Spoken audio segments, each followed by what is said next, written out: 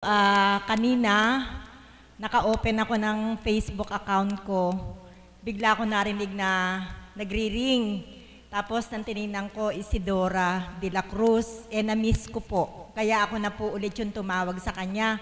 Sabi niya, alam mo kapatid, ang dami-dami ko nang gusto talagang makausap, pero ikaw talaga yung naging kaparaanan ng Ama para makausap ko sa sandaling ito. Sabi ko sa kanya, Tita Dory, siguro may plano si God.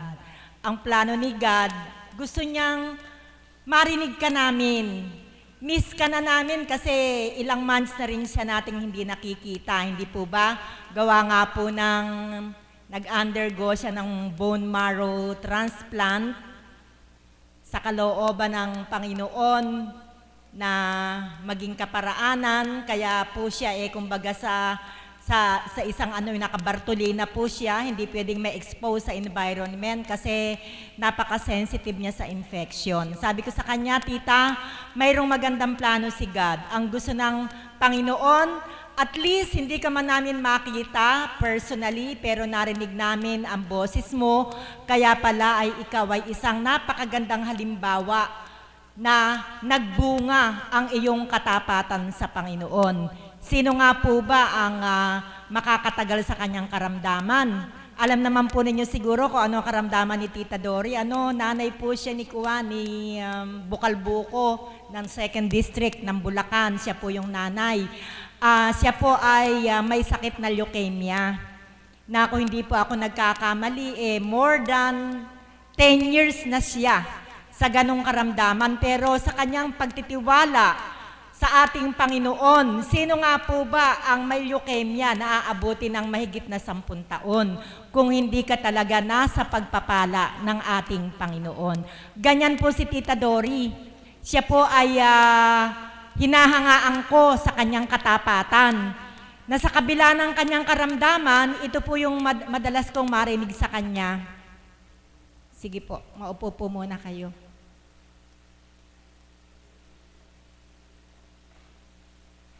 Ito po yung madalas kong marinig sa kanya na kapag merong parte ng katawan, leukemia po sabi nga po niya, kayo ang cancer nyo, nasa bas, nasa tiyan, ako ang cancer ko, yung dugo na dumadaloy mula ulo hanggang talampakan ko. Medyo nga po napakahirap ng kanyang karamdaman. Subalit ito po yung gustong-gusto ko naririnig sa kanya. Pag nagising daw po siya sa umaga, ang dami daw po niyang nararamdaman. Pero kumikilos ang Diyos, oras daw pong maitapak niya yung paa niya dito sa pintuan ng ating dambana, nakukondisyon daw po yung katawan niya. Palakpakan po natin ang ating Panginoon. Yan po ay isa sa mga pagpapala na tinamasa ng ating kapatid na Isidora dahil po sa kanyang pananalig na ang Diyos ay buhay, na sa kanyang kaparaanan, walang hindi siya imposibleng maibibigay sa bawat anak na nagpapakatapat sa kanya. Kaya mga kapatid, hindi lamang si Tita Dory ang maaaring makatanggap ng ganito.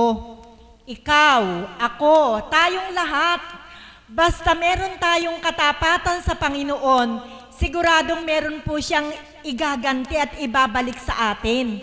Ano po yun? Yun na nga pong mga pagpapala. Ang pagpapala, hindi lang po in terms of material. Ako po kasi nung hindi ko pa kilala ang Panginoon, basta po sinabi yung salitang pagpapala, ang nasa isip ko na po, salapi. Ang nasa isip ko na, bungkus-bungkus na pera. Yun po yung concept ko ng pagpapala. Subalit hindi po pala. Ang pagpapala po pala, ang tunay po palang pagpapala, ay ang makilala mo ang Panginoon. Palakpakan po natin ang ating Panginoon sapagkat pagkakilala mo na ang Panginoon at close kayo ni God, lahat ng uri ng pagpapala kayang-kaya niyang ibigay sa inyo. Material ba? Spiritual ba? Emotional ba? O anumang uri ng pagpapala, basta unahin mong kilalanin ang Panginoon, you will be emotionally stable. You will be financially stable. You will be emotionally and spiritually stable. Sabi nga po, ito po'y paborito kong linya na naririnig ko sa banal na espiritu.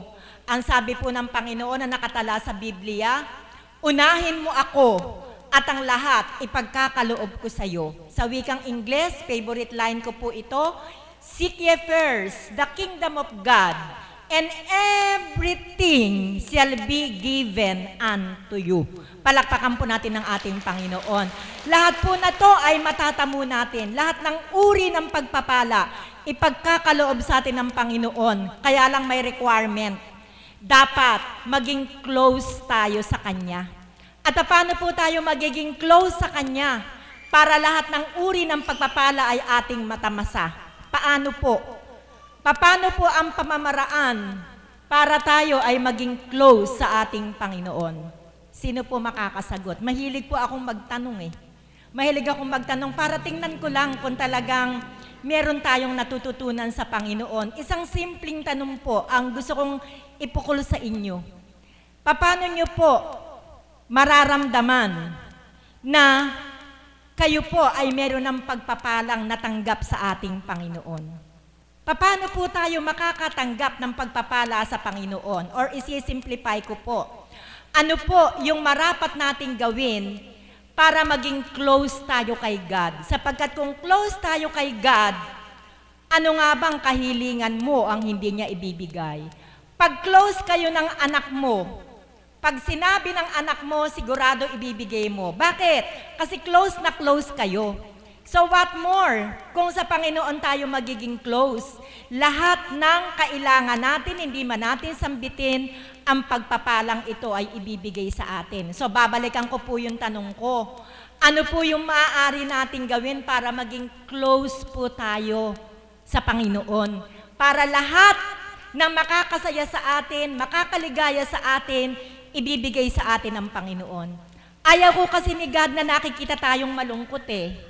Ayaw po ni God yan. Ang gusto po ni God, lagi tayong masaya. Pagka tayo tiningnan niya, ang gusto ng Panginoon, lagi tayong masaya. Ayaw po niya ng anak niyang nalulungkot. Kaya ibabalik ko po yung tanong, sa palagay mo, paano kayo magiging close ni God? Pagdalangin po sa Kanya ng taimtim. Very good po. Sa pamamagitan ng pananalangin sa Kanya ng mataimtim. Sapagkat ang pananalangin ay pakikipag-usap sa Diyos. Amen? We can talk to God through prayer. Halimbawa po, ako, naririnig nyo lang yung pangalan ko. Naririnig nyo lang. Nako, si Mrs. Chico, nung principal niya sa St. Mary's, napakatapang yan. Para yung tigre, para yung leon. Naririnig nyo lang yon. Pero, wala kayong personal na contact sa akin, naririnig nyo lang. Ngayon po, pag nagkausap na tayo, mapapatunayan mo sa sarili mo na hindi pala tama yung naririnig ko. Yun lang pala yung sinasabi nila, pero hindi naman pala totoo. Hanggang ikaw ay naging malapit sa akin. At dahil naging malapit ka na sa akin, lagi tayong nagkukwentuhan. Amen? Paano ba kayo nagiging close? Pag palagi kayo nagkukwentuhan, di ba? Pero pag walang komunikasyon, mahirap maging close kahit na through cellphone, through FB, or through other medium. Iba yun talagang personal, nagkakausap kayo. Pagka naging personal na ang relationship ninyo ni God through prayer, that is the time na magiging close na kayo sa isa't isa. At pagka-close na kayo, daman-daman na ni God kung anong laman ng puso't kaisipan mo. Daman-daman na ni God kung anong gumugulo sa kaisipan mo. Daman-daman na ni God kung ano ang pangangailangan mo. Dahil close na kayo. Kaya ang sabi ko nga, lahat ng uri ng pagpapala, pag close na kayo ni God, walang hindi siya kayang ibigay sa inyo. Palakpakan po natin ang ating Panginoon. Bakit po tayo may ganitong katanungan? Ang tagal-tagal ko nang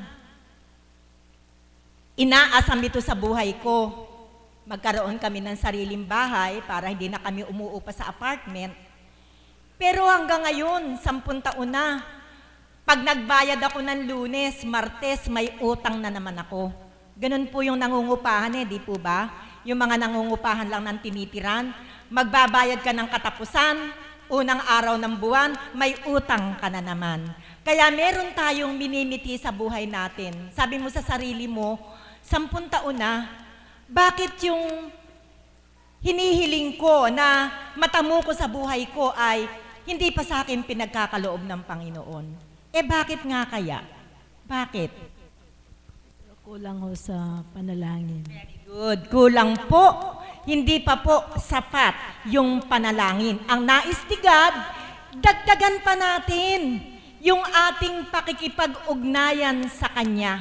Dagdagan pa natin ang pakikipagkwentuhan sa Kanya. Dagdagan pa natin yung pakikipagniig sa Kanya. At ito ay magaganap lamang kung tayo ay mananalangin. Ang tanong ay ito pa isang tanong ko, mahilig akong magtanong 24 hours ang binigay sa atin ng Panginoon. Amen? Binigyan tayo ni God ng 24 na oras sa buong maghapon at magdamag. Ang tanong po, sa 24 hours na binibigay sa atin ng Panginoon, ilan bahagi ng maghapon ang naibibigay mo sa Panginoon para maging close kayo? Ulitin ko po. Sa 24 hours na binibigay sa atin ng Panginoon, ilang bahagi ng maghapon ang naibibigay mo kay God para maging close kayo? Pwede po ba? Ang number 1 po sa akin, yung para maging close kami ni God is yung magdasal ka ng yung kasama yung pasasalamat at saka yung makagawa ka ng mabuti sa kapwa. Yun po ang number 1 po yung kailangan nandun po tayo sa parte ng paniniwala na ang Diyos ay buhay. Although po, maigli lang yung sagot niya, pero nag-gets ko po, na aside from prayer, ang maaari pa rin nating magawa para maging close tayo kay God ay ang paggawa ng mabuti sa ating kapwa. Palakpakan po natin ang ating buhay na Diyos. May punto po kayo, sapagkat gugulin mo man ang napakalaking oras ng buhay mo sa pananalangin, pero wala ka namang gawang mabuti sa kapwa mo, what is the use? Amen? Ito po'y naipaliwanag ko na nung nakaraan kasi yung pagkilala sa Diyos. Kilala nyo ba ang Diyos? Isa pong magandang katanungan ng facilitator na gusto ko lamang pong ulitin. Kilala mo ba ang Diyos? Does it mean na araw-araw ay andirito ka, uma-attend ka sa spiritual activity na ganito, nangangahulugan ba na kilala mo na ang Diyos? Kung ikaw ay nakababad sa mga simbahan o lugar dalanginan, nakaluhod ka, nagdarasal ka ng rosaryo, lahat ng mga prayer booklet halos kabisado mo, yan ba ay garansya na kilala mo na ang Panginoon? Sinagot na ako. Garansya po ba yan na sa ginagawa mo na yun, yes Lord, kilala na kita? Garansya po ba yun? Ang sabi ko po noon, hindi. Kahit nakaluhod ka maghapon, hawak mo ang rosaryo mo, subalit, wala ka naman sa gawa. Walang saysay ang ating ginagawa. Ang mahalaga, nagdarasal ka na at gumagawa ka pa ng mabuti sa iyong kapwa. Palakpakan po natin ang ating Panginoon.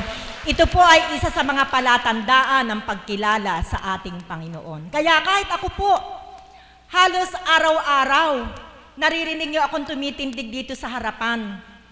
Gustong-gusto ko po yung gampaning binibigay sa akin ng Panginoon. Palawakin daw po yung tema.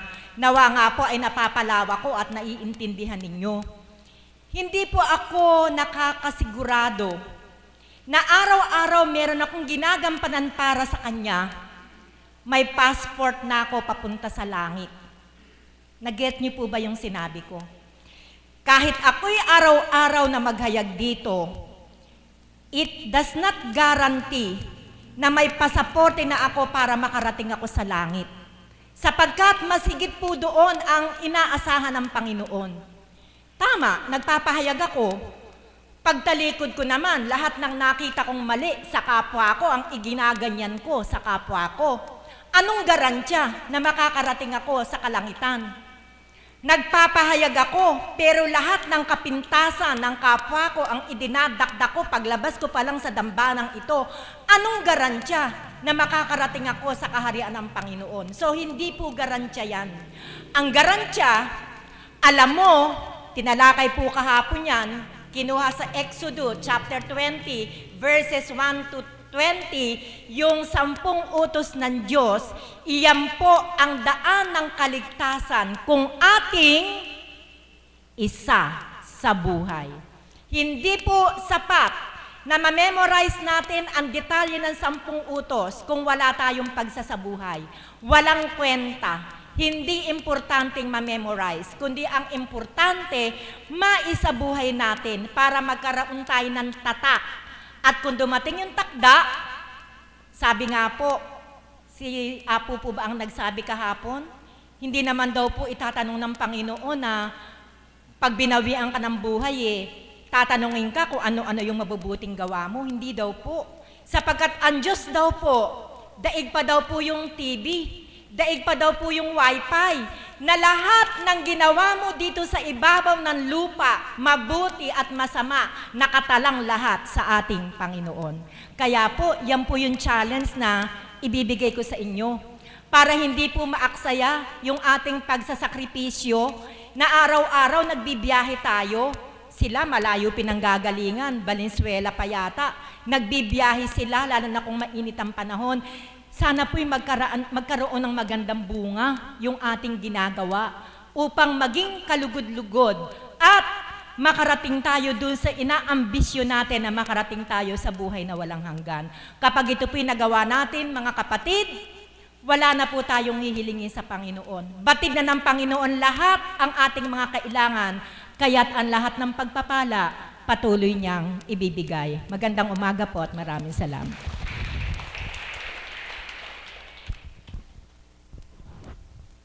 Salamat po, Mami Beth. Narinig niyo po ang kapahayagan. Talagang napakabuti ng Ama upang gamitin siya. Ano po ang ating natutunan?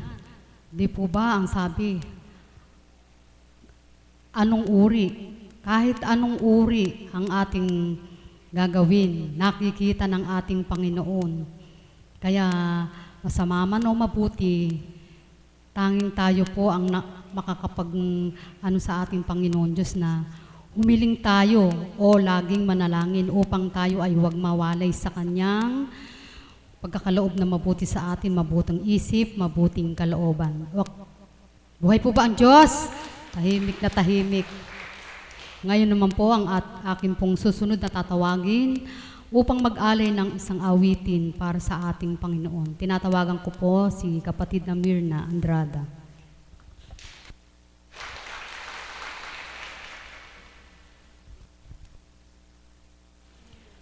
Muli po, dakilang Ama,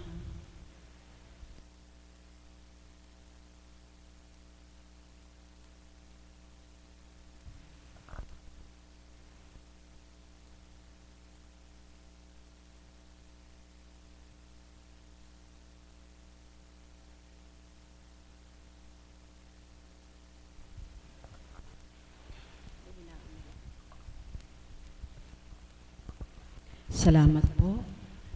Muli po, mga kapatid, papagpalang umaga po sa ating lahat. Napakaganda po ng tema kung paano binigyan ng napakalinaw at napakaliwanag na pagpapalawak, pagpapaunawa ng ating kapatid na Mami Beth Chico. At habang ako'y nakaluklok, sabi ko sa sarili ko, kung ako'y papalarin, aawitan ko ang Panginoon at marahil hindi na po ako magbabahagi. Dahil doon po sa ibinahagi ng ating kapatid, napakalinaw. Amen po ba? Na sabi ko nga po kay Mami Beth Chico, napakaganda po ng pagpapaliwanag. Kasali po ang aking sarili, kasali ang sarili ng bawat isa, at sabi nga po niya, maging ang kanyang sarili ay kasali. Amen po ba? Totoo po yun. Kahapon pa po niya yun inuusal-usal. Sabi ko po, kapag niloob loloobin na nga maipahayag mo. Totoo po yun. Gagawin ko pong halimbawa yung sarili ko. Kala ko araw-araw may ginagampanan ako doon, dito, doon. Mahirap pong magsalita. Kaya doon din po sa katanungan, kailangan gumawa ka ng mabuti sa iyong kapwa. Napakabuti po ng Diyos.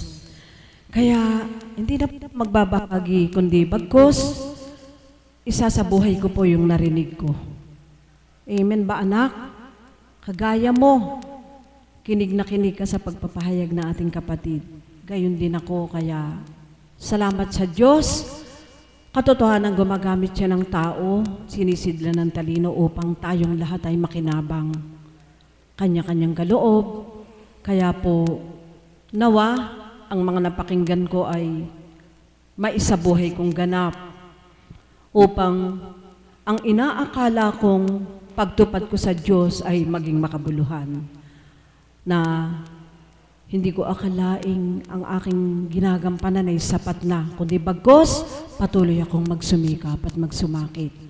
Ngayon po sa pagkakataong ito, bagamat hindi na po ako nagbahagi, higit sa sapat ang narinig ko sa ating kapatid na si Mami Betchico, nais ko pong mag-alay ng awitin sa ating kapatid na si Isadora, ang ating pong kapatid na nasa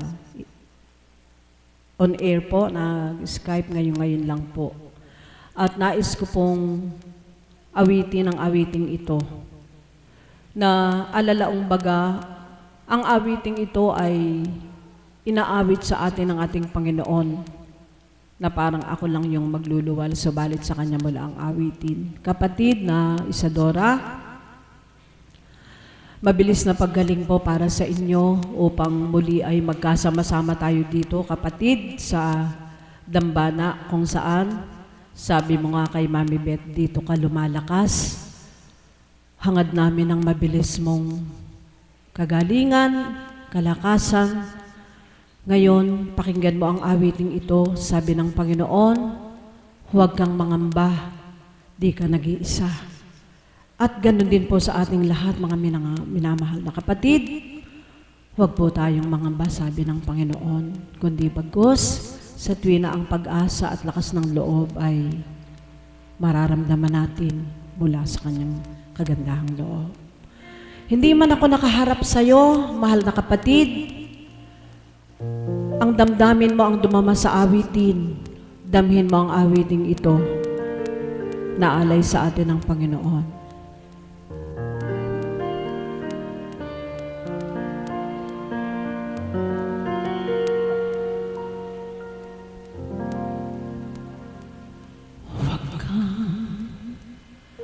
Mangamba,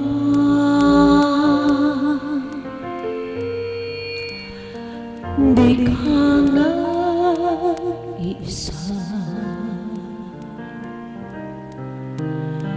Sasamahan kita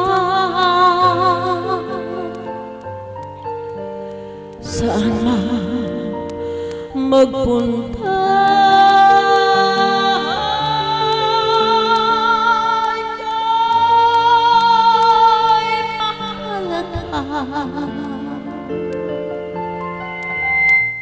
Sa aking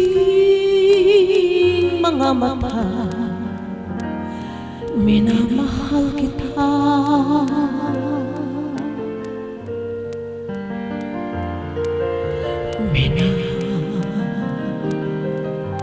Minamahal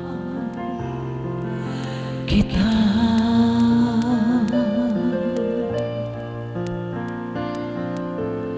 Tinawag kita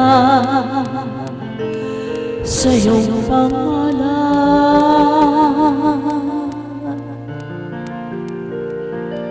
Ikaw ay aking magpakailanman. Ang Panginoon mo at Diyos,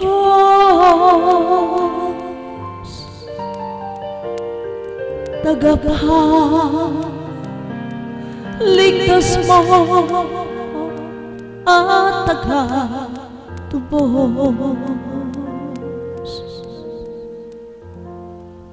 Huwag ka mangamba,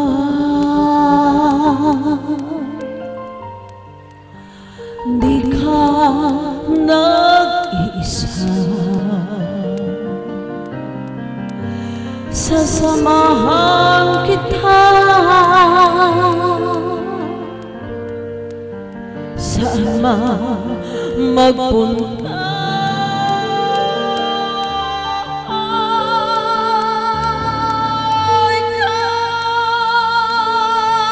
Mahalaga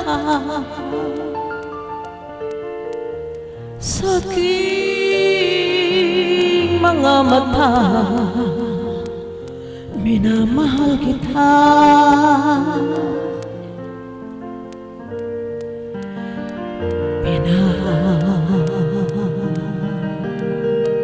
Minamahal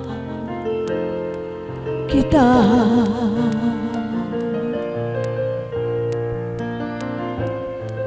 Sa tubig kita'y sasagitin, sa apoy ay ililigtas man din. Ako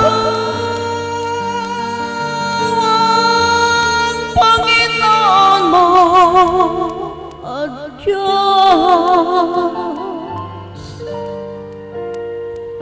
tagapagligtas mo at tagatubos. Huwag ka mangamba,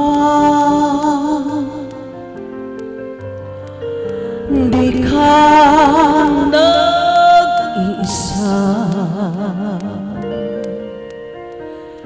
Sasamahan kita saan man magpunta.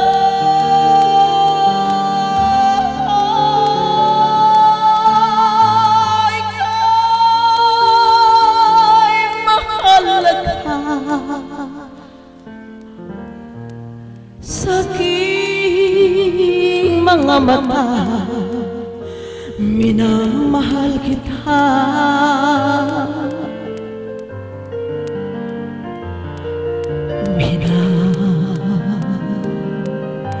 Minamahal kita.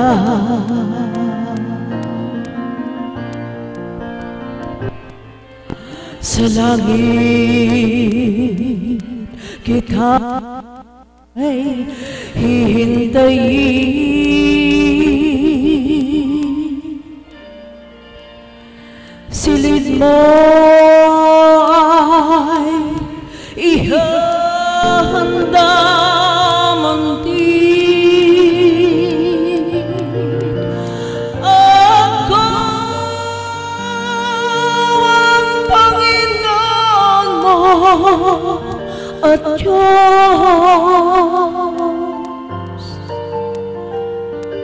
tagapagligtas mo at tagatubos.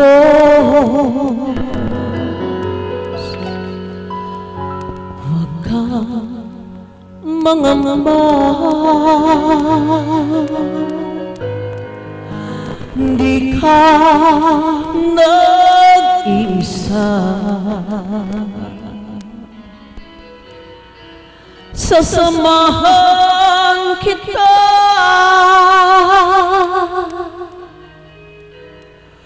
saan man magpunta.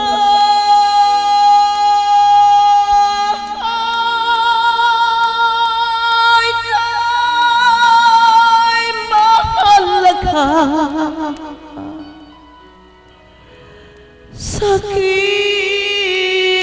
mga mata, minamahal kita.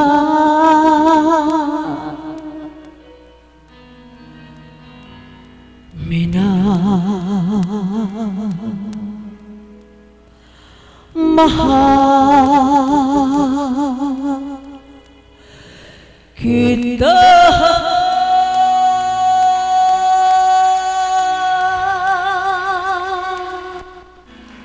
Salamat po, Ama. Muli.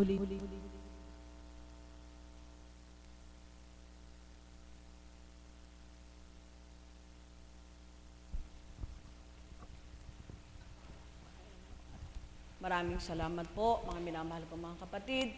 Salamat po sa iyo, Panginoon. Salamat po.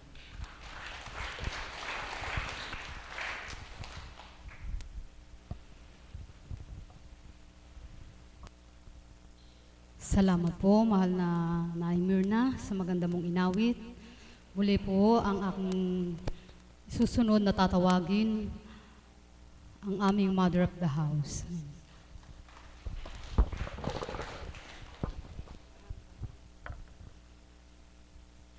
Salamat po, Ama. Salamat po sa oras na ito. Muli tinawagan mo po kaming mga anak mo upang makipagtipan sa iyo. Sa pamamagitan ng Espiritu, sa katawan namin mahal na po Kunching, nawa kaming lahat po ay tuwirang makatanggap ng iyong pagpapala, mga biyaya na di namin nakikita, subalit mayroon kang magagawa. Amen. Buhay po ba ang Diyos? Purihin, dakilain ng ating Panginoon.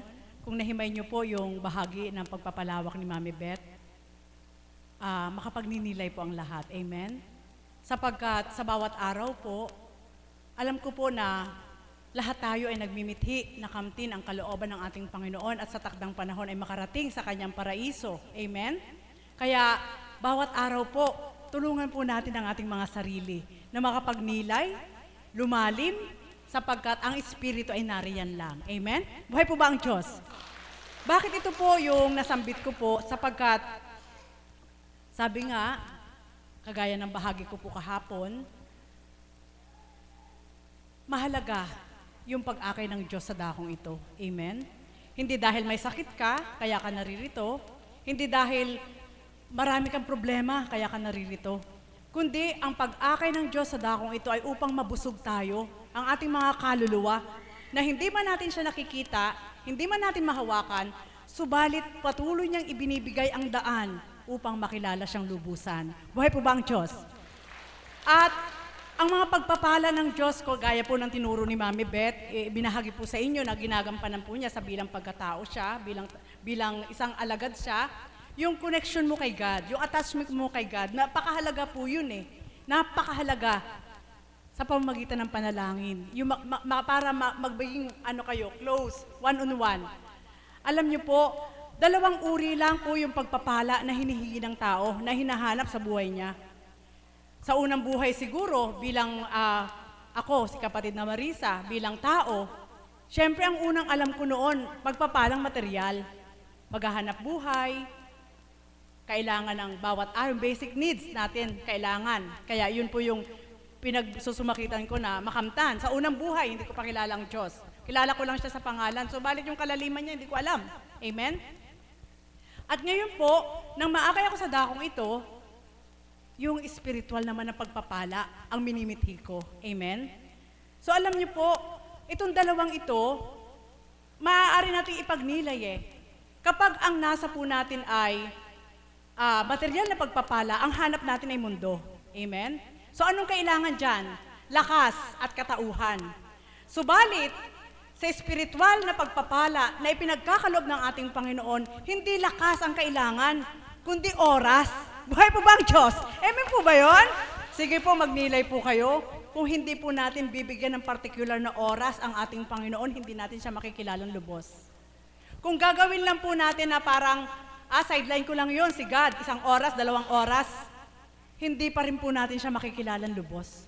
Subalit sa dakong ito, yung 4 na oras na igugugol niyo pong nakaupo po kayo dyan, kagaya ng pakikinig po namin mga alagad, masusulit po tayo. Buhay po ba ang Diyos? Amen po ba yun? Sapagkat ang nangungusap po sa dakong ito, Mismo ang Espiritu Santo, ang pagpapala na ibinaba ng Ama sa pangalan ni Kristo, sa pamamagitan ng Espiritu na nakalukob sa ating mahal na Apo Kunching. Buhay po ba ang Diyos? Amen po ba yun? Tanggap niyo po ba yung lahat yun? Ako, tanggap ko po yun, sapagkat hindi ko po makikilala ang Panginoon kapag walang isang pagpapalang Apo Kunching na ibinaba dito, ibinigay sa ating lahat. Amen? Kung hindi po pinaghintulutan ng ating Ama na siya'y pagtiwalaan ng banal na Espiritu, kahit po kami wala din sa oras na ito. Amen? Buhay po ba ang Diyos? So ang pagpapala po, ng akin pong pagkumparahin ang dalawang ito, sa unang buhay, kagaya ng bahagi ko po